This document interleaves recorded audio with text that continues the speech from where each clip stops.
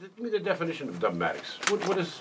What is a Dubmatix? Yeah. Dubmatix is just really named, and when I first was trying to think of something, my goal was just to do dub music. It's branched out since then, but I wanted something in the name that had dub, so people could easily identify kind of what you do, and so Dubmatix came about. It's still there, although over the years it's gotten confused many times with Dubmatix. Yes. You know, I said, well, you know. I think I did that. Wouldn't be the only one. You just back from Europe? I was there in France for 3 weeks doing some concerts. As it was pretty interesting because it was out as Dubmatix, which I always bring like a kind of old sound system style where I'm kind of a glorified DJ pushing more buttons, live production with a singer.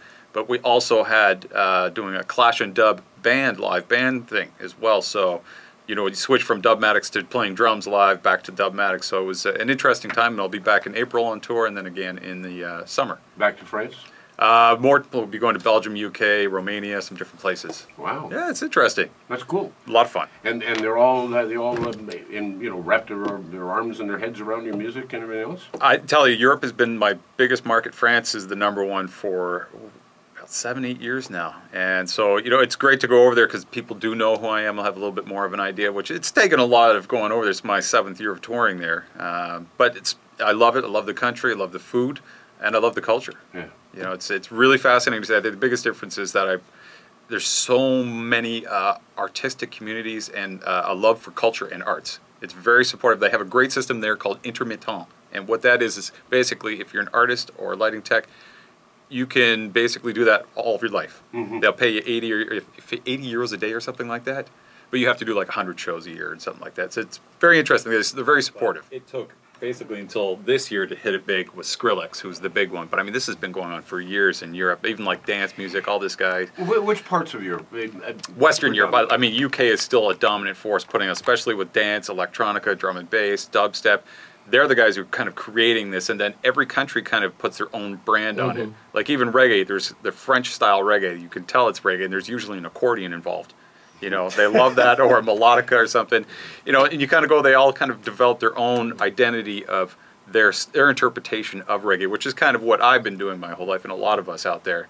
But it all comes back to, you know, Bob and the other guys who started it. Yeah, and what got you into reggae? How did this all happen? Was it through your dad? It's actually these two people right here, my father and Pablo. You know, it was my dad being involved with reggae through Pablo for years, and it was actually what kind of was the decisive moment was when I got the album King Tubby Meets the Rockers Uptown from Pablo. He said, check this out. I'd never heard dub. Didn't know who King Tubby was. I put this on, and it was one of those albums that was pivotal and blew my mind. And I said after that, I want to play dub, and that was it. And that's why I went with Dubmatix and kind of the progression here. But I've been influenced by both these guys my whole life. We go back to 1973 in this. Well, I think playing you and your son go back. A little, only by 2 years. Yeah, but me and Pablo played together, played reggae, and we were doing shows and stuff, and you know, with clubs and stuff. But we do the Christmas show back in '73, and all the stars, the old Lord Tonamo, Yellow Man, Jackie Me Too, all would come up, and you'd have these big parties and stuff and concerts. Yeah, I remember rehearsing with Bill when Jesse was about 2 years old. And I would be playing Jesse's drum set. It was a little kid drum set. And we're in rehearsal. And about 1977, somewhere in there, I lent Jesse this King Tubby album. And about 5 years ago, he said, it's time for you to have this back. Well, he gave me back the album along with my drum set that I had. Which I had for 16 years. If I may say one thing.